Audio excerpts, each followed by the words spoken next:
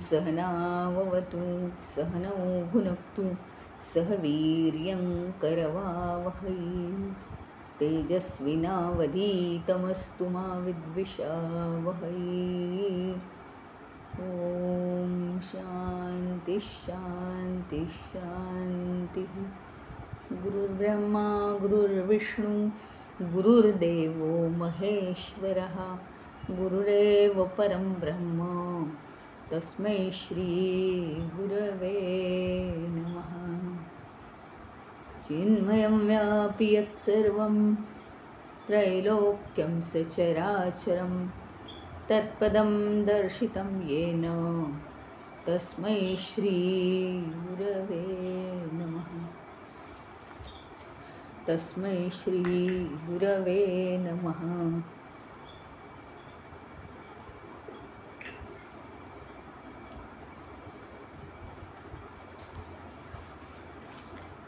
आज आपण बघणार आहोत भक्ती कशी सुलभ आहे, भक्ती सोपी कशी आहे ह्याच्याबद्दल सांगितलेलं आहे। अन्यस्मात् सौलभ्यम भक्ती। अन्यस्मात् म्हणजे इतर मार्गांपेक्षा अतिशय सुलभ अशी भक्ती आहे। इतर जे मार्ग आहेत परमेश्वराकडे जाण्याचे, ज्ञानमार्ग, कर्ममार्ग, याच्यापेक्षा सोपी भक्ती आहे, सगळ्यात सोपी भक्ती आहे। ज्ञानमार्गाने जायचं म्हटलं तर त्याच्यामध्ये काय आहे, अनेक नियम पाळावे लागतात। प्रथमतः आपल्याला वैराग्य यावं लागतं, नंतर इतर वस्तू व्यक्तींची आपल्याला अनासक्ती बाळगावी लागते, बुद्धी अतिशय सूक्ष्म करावी लागते, एकाग्रता वाढवावी लागते, अनेक नियम आहेत। कर्ममार्गाने म्हटलं तर कर्ममार्गाने जायचं असेल तर लांबचा मार्ग आहे, हजारो लाखो कर्म कराल आणि ती परमेश्वराला जर समर्पित कराल तरच या मार्गाने पुढे जाता येतं। निस्वार्थ बुद्धीने कर्म करायची आणि परमेश्वराला समर्पित करायची। यातलं भक्तीमध्ये काहीही करावं लागत नाही, बस मन जर तिथे एकरूप झालं तर भक्ती साधलीच म्हणून समजा। त्याच्यासाठी कोणताही नियम नाहीये।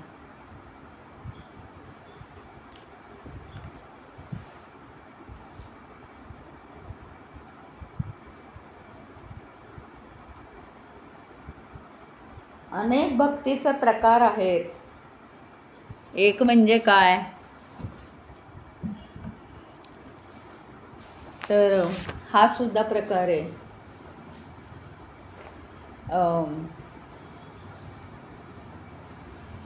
योगाच्या मार्गाने।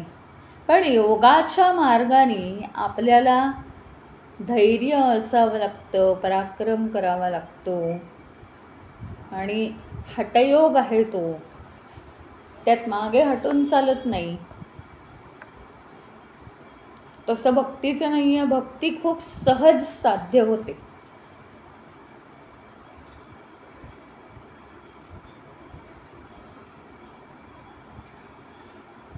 आणखीन एक दुसरी गोष्ट म्हणजे काय आहे माहिती का, भक्तीची आपल्याला उदाहरणं आहेत अनेक। पहिली गोष्ट म्हणजे की 3 प्रकारचे लोक या दुनियेत आहेत. सत्व, रज आणि तम. मग सत्व गुणच अंगीकारायला पाहिजे. निदान ज्ञान पद्धतीमध्ये, ज्ञानमार्गामध्ये सत्वगुण अंगीकारायला लागतो. कारण मनात जर इतका गोंधळ चालला असेल तर ज्ञान नाही आपल्याला प्राप्त होणार. हळूहळू हळूहळू मन शांत करावं लागतं. सगळ्या विश्वाच्या सगळ्या गोष्टी स्वीकाराव्या लागतात. स्वीकार भाव वाढवायला लागतो आणि असं शांत मनाने ते ज्ञानाचा मार्ग आपल्याला खुला होतो. म्हणजे काय आहे, तामसिक किंवा राजसिक वृत्तीचे लोक ज्ञानाचा मार्ग आचरू शकत नाहीत. म्हणजे तामसिक किंवा राजसिक वृत्तीचे लोक कर्मानीच त्यांना जावं लागतं. पण तामसिक वृत्तीच्या लोकांना कर्मानी सुद्धा परमेश्वर प्राप्त होणार नाही.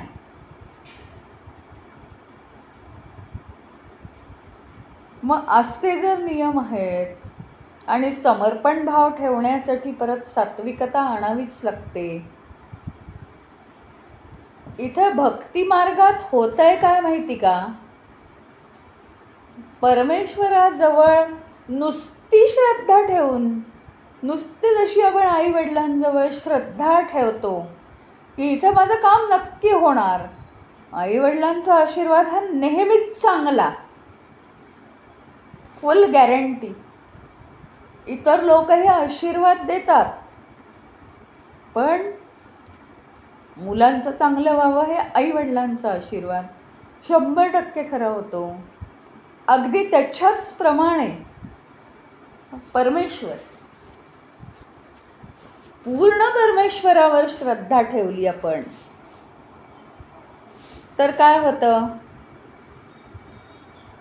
एका क्षणात आपली वृत्ती पालटते आणि एका क्षणात मग कोणता गुण आहे ते सांगता सुद्धा येत नाही. म्हणजे तमोगुण, रजोगुण, सांडा वगैरे असे नियम काही नाही. ह्याचा अर्थ असा नाही आहे आता आम्ही तमोगुणी होऊन पाहतो, भक्ती करून पाहतो, असा अर्थ नाही आहे त्याचा. त्याचा अर्थ असा आहे, अरे तो लोकांना लुटणारा वाल्या कोळी, तो सुद्धा रामनामाने वाल्मिकी ऋषी बनले ना ते, असा त्याचा अर्थ आहे. की काय होतं, परमेश्वराचा मार्ग कोणत्याही दृष्टीने जर आपण धरला, भक्तीचा मार्ग, भक्ती फक्त अंतःकरणात जागृत झाली पाहिजे. अंतःकरणात भक्ती जागृत होईपर्यंत सुद्धा परमेश्वर वाट बघतो, नाही असं नाही. परमेश्वराला माहिती आहे सगळे सर्वसामान्य आहेत.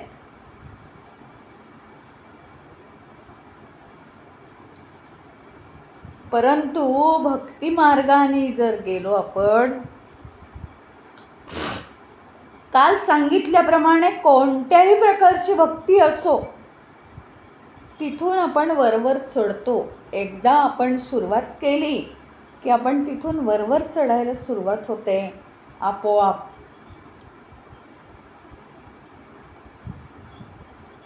त्यामुळे भक्ती मार्ग हा अन्य मार्गांपेक्षा अतिशय सुलभ आहे. सौलभ्यम, सुलभ आहे.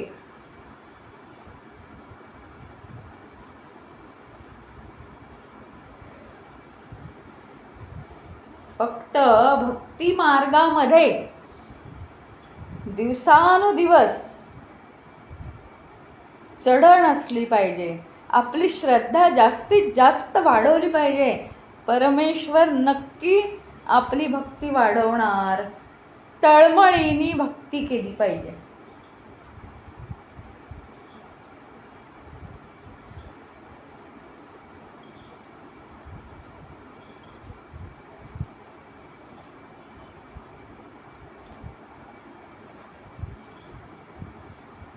इंद्रियांचा निग्रह करा, मनावर संयम ठेवा. हे काही करावं लागत नाही. बस फक्त भक्ती केली की परमेश्वर प्राप्त होतो.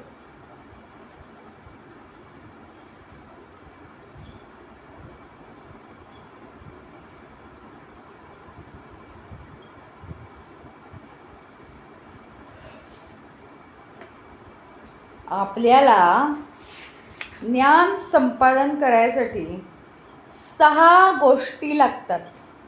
त्याला म्हणतात षट्संपत्ती.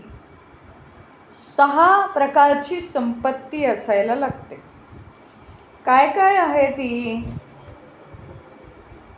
शम म्हणजे मनावर संयम ठेवणं, मनाचं नियंत्रण करणं. दम म्हणजे इंद्रियांचं नियंत्रण करणं. उपरती म्हणजे बाहेरच्या जगाची आसक्ती सोडणं. आणि आंतरिक शांती मिळवणं. तितिक्षा म्हणजे सहनशीलता. जे काही प्रसंग येतील त्यावर सहनशीलता. नंतर श्रद्धा आणि समाधान. मन एकाग्र करायचं आणि हे 6 गुण संपादन करायचे. आता हे 6 गुण एकदम संपादन करता येतील का आपल्याला? ज्ञान मिळवण्यासाठी हे आवश्यक आहे. शम, दम, उपरती, तितिक्षा, श्रद्धा, समाधान. 6च्या 6 गुण एखाद्याला मिळवता येतील का सांगा मला. आणि म्हणून ज्ञानमार्ग कठीण आहे.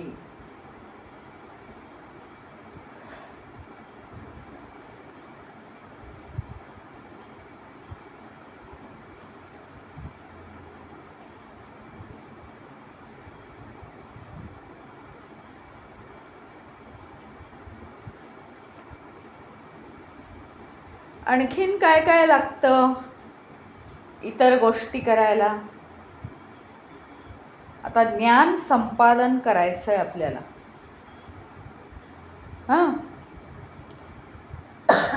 म्हणजे ज्ञानासाठी बसायला परिस्थिती पण अनुकूल पाहिजे, नाही का? तब्येत चांगली पाहिजे, कारण ध्यानाला बसायला तब्येत चांगली असावी लागेल, नाही तर काही सुचणारच नाही ना.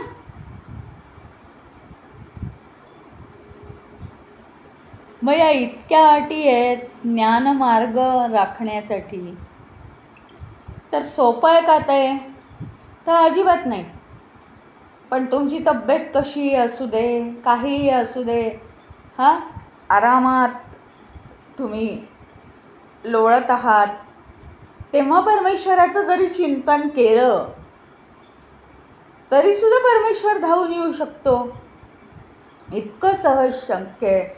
म्हणजे षट्संपत्ती असावी लागत नाही, आरोग्य उत्तम असावं लागत नाही, कसलीही त्याला अट नाही आहे. या विश्वाची आसक्ती कमी केली पाहिजे किंवा वैराग्य आलं पाहिजे असंही काही नाही. एकरूप होऊन आणि मोठ्या श्रद्धेने हळूहळू तळमळ मनातली वाढवत जाऊन ईश्वरावर जर भक्ती केली तर ती भक्ती सहज साध्य होते.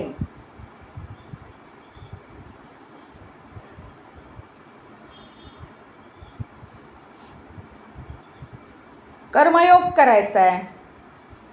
कर्मयोगामध्ये सुद्धा आपल्याला कर्म करण्याची तेवढी क्षमता पाहिजे की नाही. एवढं केलं दमलं, तेवढं केलं, आराम पाहिजे. आणि दुसरी गोष्ट म्हणजे अहम केंद्रित भाव असेल, मी केलं, तर कितीही कर्म म्हणजे अगदी पूर्ण जीवाचे हाल होईपर्यंत तुम्ही कर्म जरी केलीत तरीसुद्धा जर अहंभाव असेल की मी केलं आणि माझ्यामुळे झालं, तर ते कर्म हे त्या वासनांचा क्षय करत नाही. त्यामुळेच अफाट कर्म माणसाला करावी लागतात. आणि त्यातनं निष्पन्न शून्य होतं. कारण कर्मयोगाचं पहिला नियमच मुख्यतः भगवंतांनी हा सांगितला आहे की कर्मयोग हे फक्त या शरीराद्वारे कर्म करायचं आहे आणि भगवंताची सेवा म्हणून प्रत्येक काम झाल्यावर त्याला समर्पित करायचं. आणि मग बाकी काय फळ येतं आहे काही गरज नाही, फळ येईल तेव्हा येत राहू दे.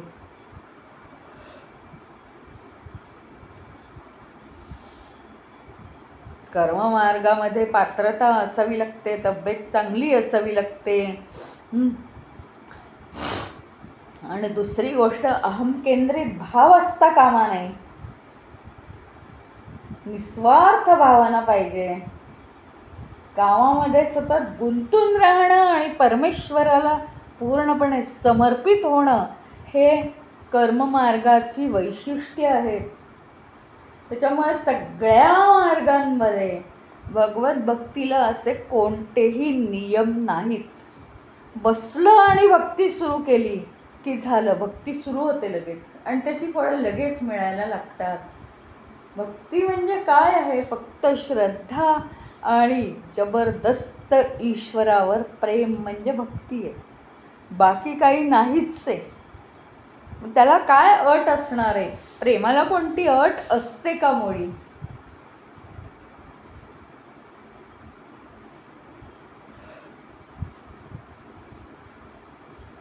मानवामध्ये मुळातच स्नेहाची, प्रेमाची उपजत भावना आहे, उपजत.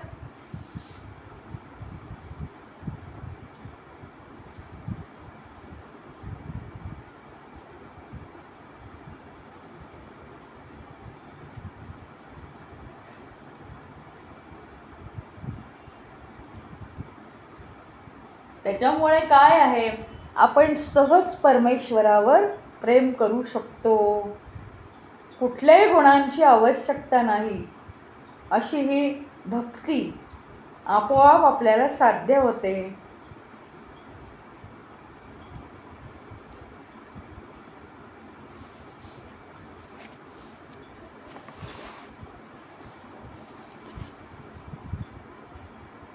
पुढच्या सूत्रामध्ये नारद सांगतात, प्रमाणांतरस्यानपेक्षत्वात्, प्रमाण अंतरस्य अनपेक्षत्वात्,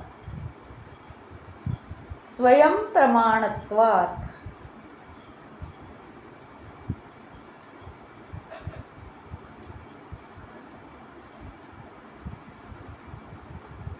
प्रमाण अंतरस्य म्हणजे इतर प्रमाणांची, अनपेक्षत्वात अपेक्षा नाही.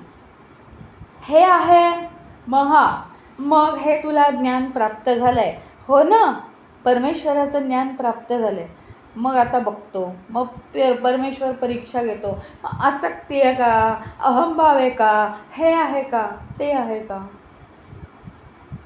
तशी कोणत्याही प्रमाणाची भक्ती मार्गाला अपेक्षा नाही. बस एकरूप झालेलं लगेच कळतंच, परमेश्वर प्राप्त झाला आहे किंवा परमेश्वराशी एकरूपता आली आहे हे व्यक्तीच्या डोळ्यातून कळतं. एकतर डोळ्यातून अश्रू वाहतात, नाही तर डोळ्यात तेज दिसतं, डोळे चमकलेले दिसतात. बाकी तिथे कोणत्याही प्रमाणाची अपेक्षाच नाही आहे. स्वयंप्रमाणत्वात, स्वतःच प्रमाण आहे. भक्ती स्वतःच मुळी प्रमाण आहे. ती केली रे केली की ते दिसतंच प्रतिबिंब मनुष्यामध्ये.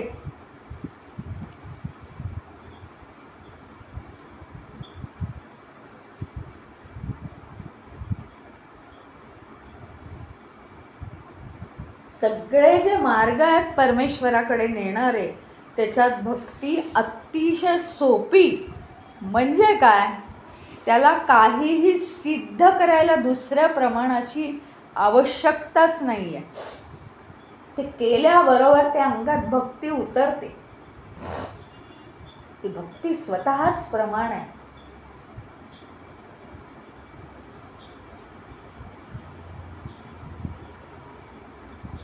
म्हणजे एक गोष्ट आपल्या लक्षात आली असेल की भक्ती या गोष्टीमध्ये आपलं मन गुंतलेलं असतं आणि मनातली भावना ही संपूर्णपणे परमेश्वराशी एकरूप झालेली असते. आणि ती असते प्रेमभावना, श्रद्धा भावना, स्नेहपूर्ण भावना. पण ज्ञानमार्ग हा जो आहे तिथे बुद्धी काम करते, मन नाही काम करत. ज्ञानभावनेत बुद्धी काम करते आणि बुद्धी काय ठरवते? विवेक. विवेक म्हणजे काय? हे चूक, हे बरोबर, हे योग्य, हे अयोग्य, हे चांगलं, हे वाईट, हे उच्च, हे नीच, असं सगळं बुद्धी ठरवते. आणि म्हणून पुन्हा ज्ञानमार्गापेक्षा भक्तिमार्ग सोपा आहे. कारण भक्तिमार्गामध्ये एकमेव मन एकमेव परमेश्वराकडे लागलेलं असतं. त्याला दुसरं काहीही प्रमाण लागत नाही. तुझी भक्ती खरी आहे का? आता मी परीक्षा घेतो असं कोणी म्हणूच शकत नाही. भक्ती आहे हे चेहरा सांगतो. संपूर्ण माणसाच्या चेहऱ्यामध्ये ईश्वराचं प्रतिबिंब उमटतं. जो चेहरा शून्यवत आहे, अर्थ वेगळा घेऊ नका. शून्यवत म्हणजे भावनाहीन आहे किंवा या विश्वाच्या वस्तूंच्या भावना, आसक्ती भावना ज्या चेहऱ्यामध्ये भरलेल्या आहेत, तो चेहरा वेगळा असतो. आणि श्रद्धापूर्ण भक्तिपूर्ण चेहरा, भक्तिपूर्ण डोळे हे खूप वेगळे असतात. त्याच्यावरून परीक्षा होते माणसाची. काही वेगळं विचारावं लागत नाही. वैराग्य आहे की नाही काही विचारावं लागत नाही. कारण बुद्धीचं कामच नाही आहे तिथे.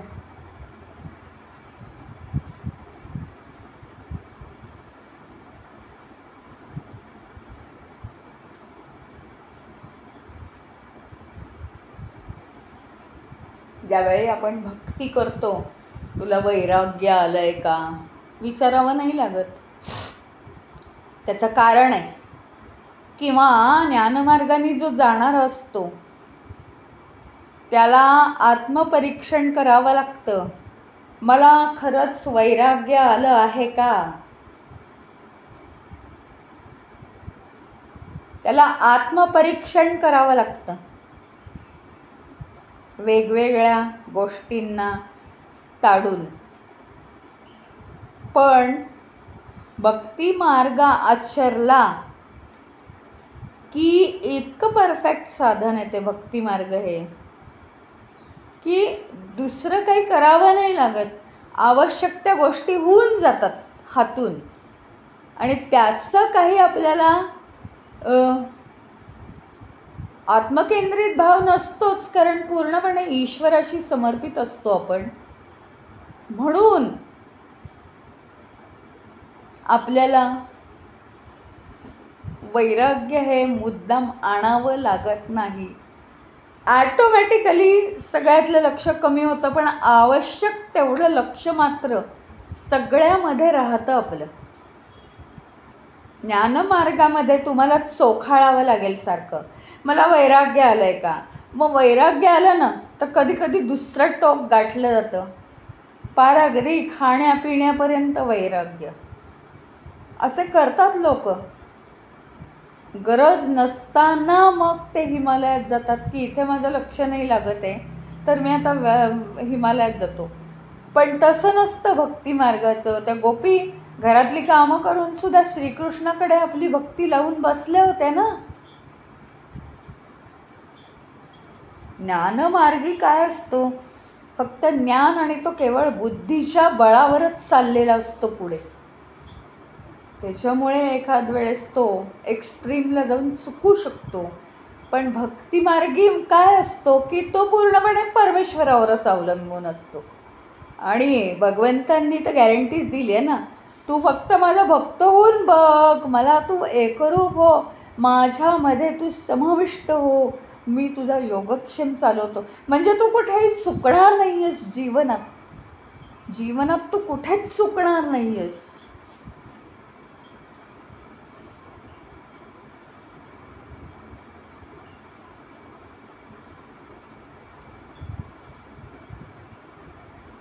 ज्ञान आहे का अज्ञान आहे? अहो मग हे बघा, हे तुकाराम महाराज, नामदेव महाराज, ज्ञानेश्वर महाराज, अरे यांनी कोणत्या शाळा शिकल्या आहेत मला सांगा. तुम्ही सांगा की यांनी कोणत्या शाळा शिकल्या आहेत किंवा कोणत्या लिखापडी करून ज्ञान घेतलं आहे. वेद वाचलेत, हे लिहिलं आहे, ते लिहिलं आहे आणि त्याच्यामुळे ते शहाणे झालेत. हां, कोणत्या पद्धतीने हे शहाणे झालेत? परमेश्वराची भक्ती केली की तुम्हाला ज्ञान आहे का अज्ञान आहे? भोळा भाबडा मनुष्य अंधश्रद्धा जर नाही केली, खरी भक्ती केली तर तो परमेश्वराशी एकरूप होऊ शकतो.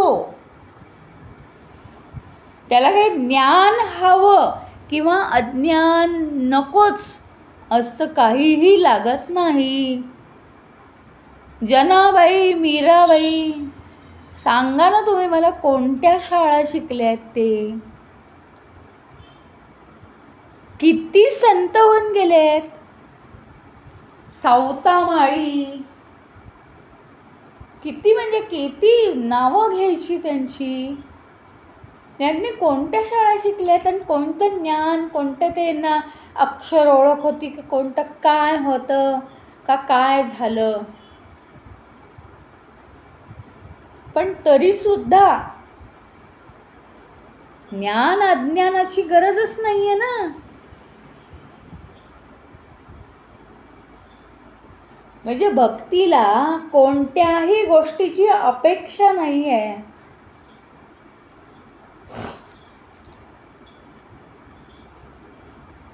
रामकृष्ण परमहंस सुद्धा त्यांना हे शिक्षण नव्हतं. विवेकानंद शिकले होते. रामकृष्ण परमहंसांना शिक्षण होतं का? तरी अंबा मातेशी जाऊन ते बोलत बसायचे. अगदी तिच्याशी एकरूप होऊन सारखे बोलत असायचे.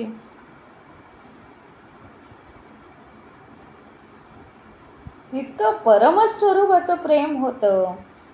भगवान बुद्ध आता काही म्हणजे गरज आहे का? खूप श्रीमंत लोक आहेत आणि मग त्यांना आता ज्ञान कसं होणार, पैशामध्ये ते खूप गुरफटलेत, असं काही नाही.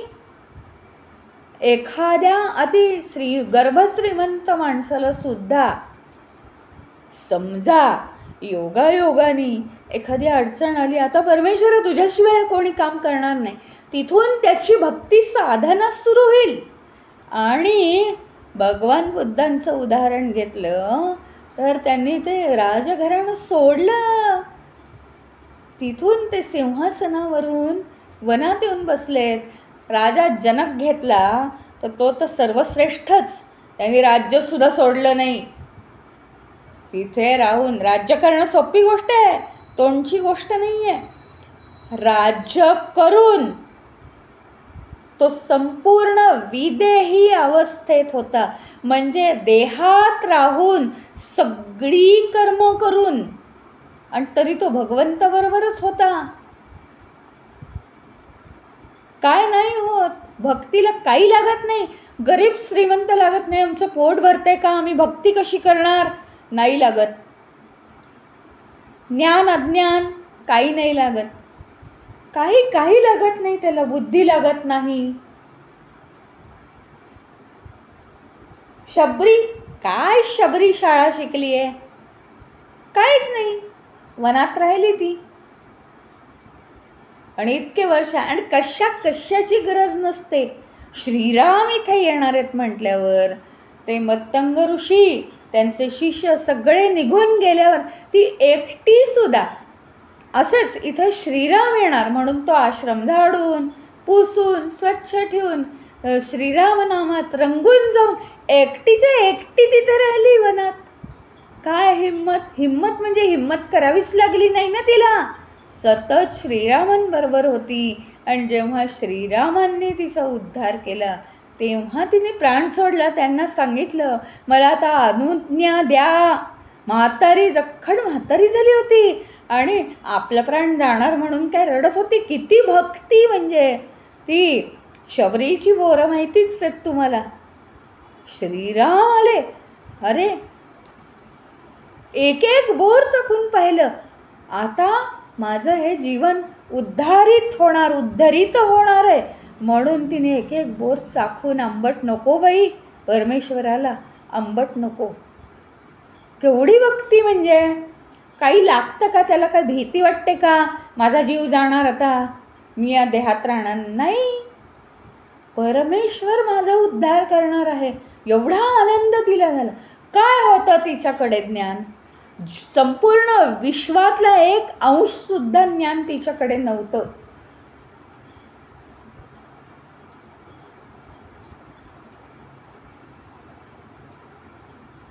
आता हे बघा ना, हनुमान बघा, पवनपुत्र हनुमान आहे.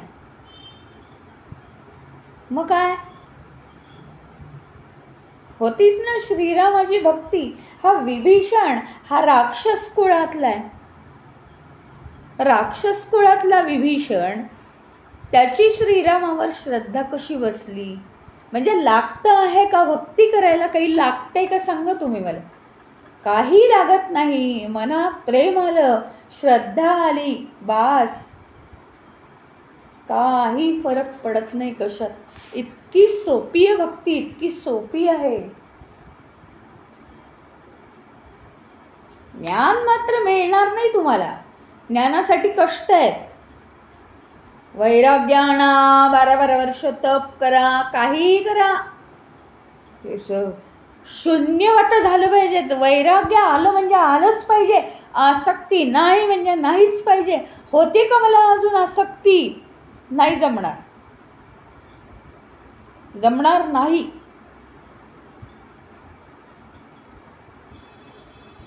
शारीरिक, मानसिक, बौद्धिक कष्ट सोसून ज्ञानमार्गात तळपावं लागतं.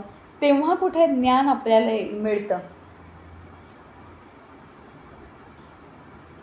चिंतनात काळ घालवावा लागतो. नुसतंच ज्ञान संपादन करून चालत नाही.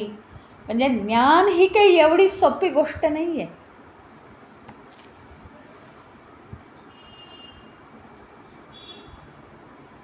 गुरूंकडे जा, पुन्हा पुन्हा त्यांच्याकडून समजवून घ्या.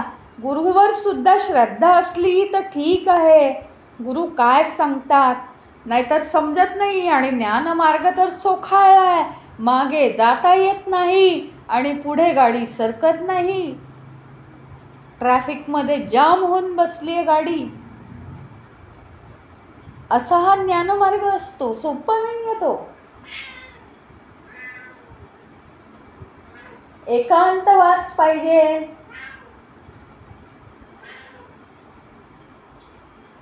अनेक गोष्टी तिथे शिकाव्या लागतात.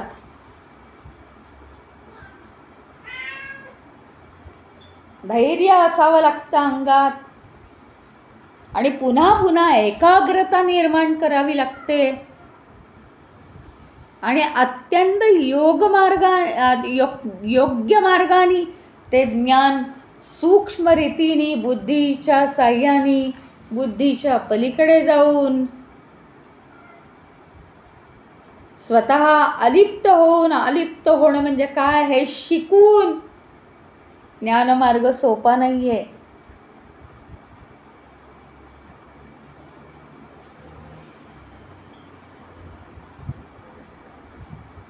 हठयोग घेतला तर आसन, प्राणायाम चिकाटीने करावं लागतं. तपवृत्ती पाहिजे त्याला, तपवृत्ती. आज भूक लागली, जाऊ दे, आज नको प्राणायाम. आज काय, काल ट्रिपला जाऊन आलो, दमलो, आज नको प्राणायाम. मग नाही होणार ते. तसं भक्ती काही विचारत नाही तुम्हाला. आता दमलायत, थोड्या वेळाने उठलात, भक्ती सुरू केली, ताबडतोब परमेश्वर प्राप्त होतो. विशिष्टच परिस्थिती पाहिजे, अनुकूलच वातावरण पाहिजे, असंच पाहिजे, ज्ञानच असायला पाहिजे. हां, आसक्तीच असायला नको, वैराग्यच पाहिजे, यातली कोणतीही अट भक्ती मार्ग आपल्याला विचारतच नाही. कार्य करण्याची क्षमता हवी असंही काही नाही. मनात आलं की परमेश्वराची भक्ती करता येते.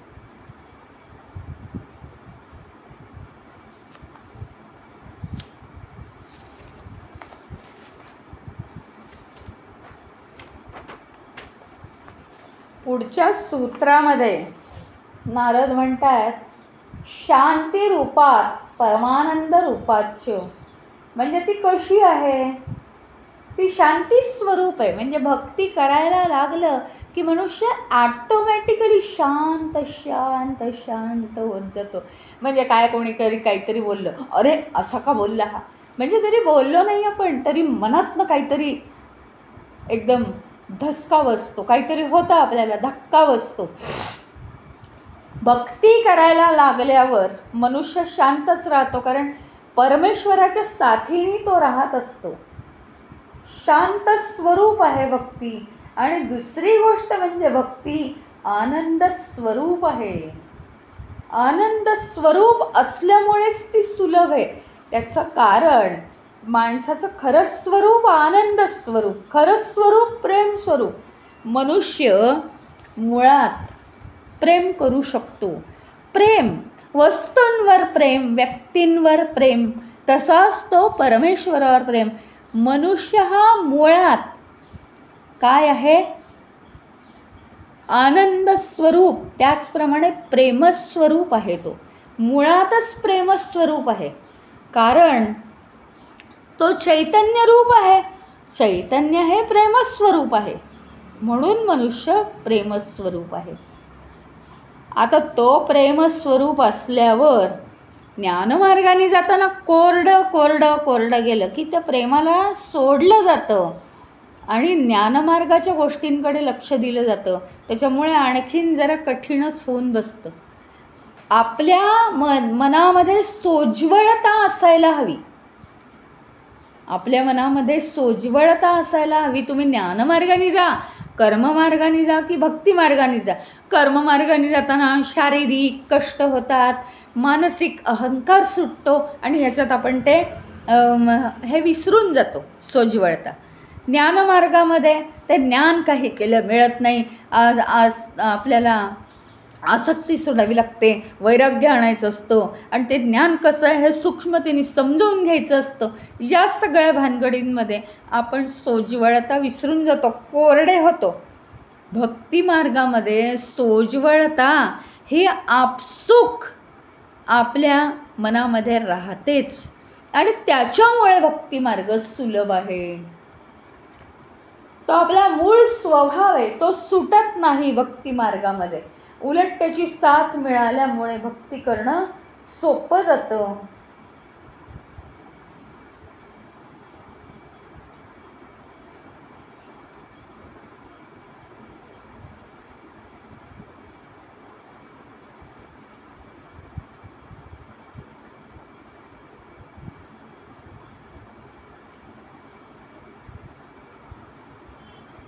भगवंताच्या चरणाशी बसलं आणि भक्ती करायला लागलं की का शांत होतो मनुष्य माहिती आहे का?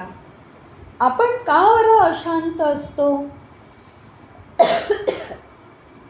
छोट्या बाळाला जर आई दिसली नाही तर तो अशांत का असतो मला सांगा? कारण त्याला आईशिवाय अपूर्ण वाटतं लगेच. आई नाही म्हणजे अशक्य असं वाटतं त्या बाळाला आणि म्हणून तो रडतो.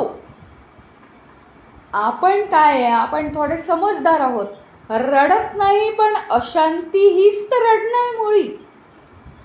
हे पाहिजे ते पाहिजे ही कुरकुर जी आहे हेच तर मुळी रडणं आहे आपलं, अशांती.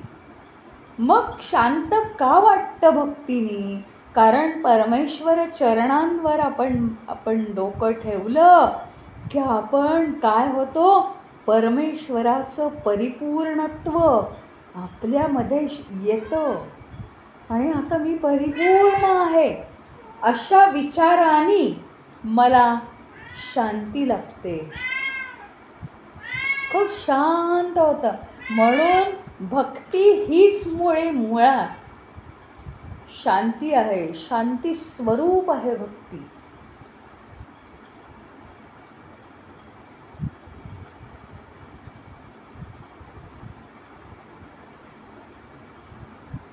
त्याचप्रमाणे आनंद स्वरूप, कोणत्याही काहीही प्राप्त न होता आनंद होणं हे काय आहे? आनंद म्हणजे परमेश्वर प्राप्त झाल्याचंच हे चिन्ह आहे ना. परमेश्वरच आपल्याला प्राप्त झाला आहे म्हणून तर आनंद होतोय. विनाकारण आनंद होणं म्हणजे परमेश्वर प्राप्त होणं. आणि म्हणून भक्ती ही काय आहे? आनंद स्वरूप आहे. जसं प्रेम सुद्धा शब्दात सांगता येणार नाही, तसं शांती आणि आनंद परमेश्वरामुळे प्राप्त झालाय हे शब्दात वर्णन करता येत नाही.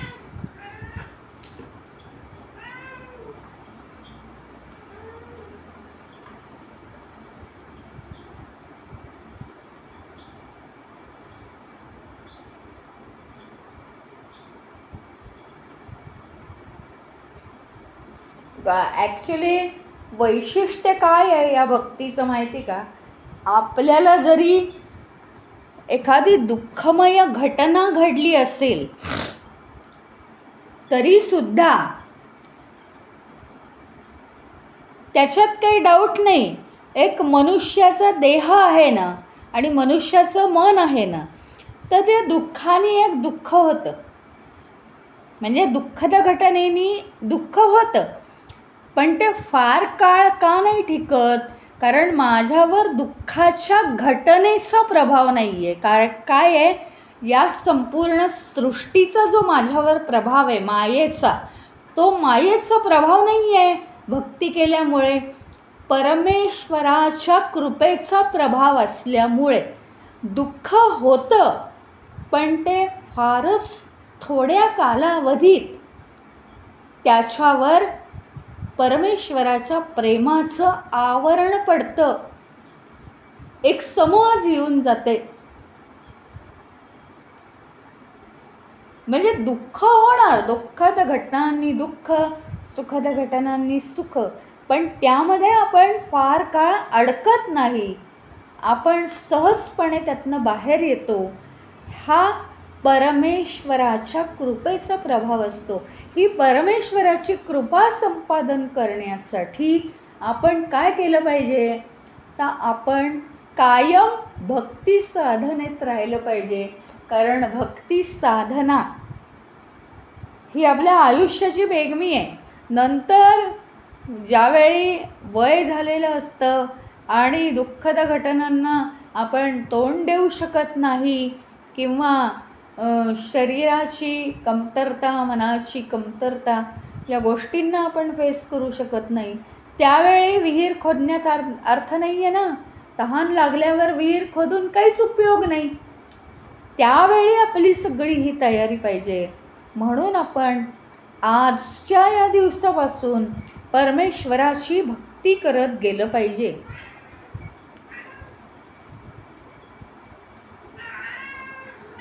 आपली आर्थिक संपत्ती नाश पावते, आपल्या मनाची शांती जाते, आपली शारीरिक संपत्ती नाश पावते.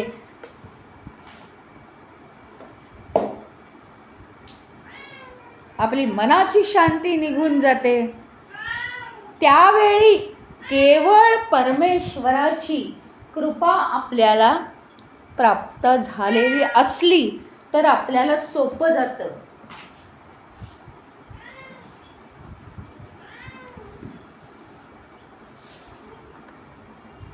आता हा विभाग इथे संपलेला आहे. तर उद्यापासून पुढचा विभाग चालू होईल. आज आपण इथे थांबूया. ओम पूर्णमदः पूर्णमिदं पूर्णात् पूर्णमुदच्यते पूर्णस्य पूर्णमादाय पूर्णमेवावशिष्यते. ओम शांति शांति शांति. हरि ओम. श्री गुरुभ्यो नमः. हरि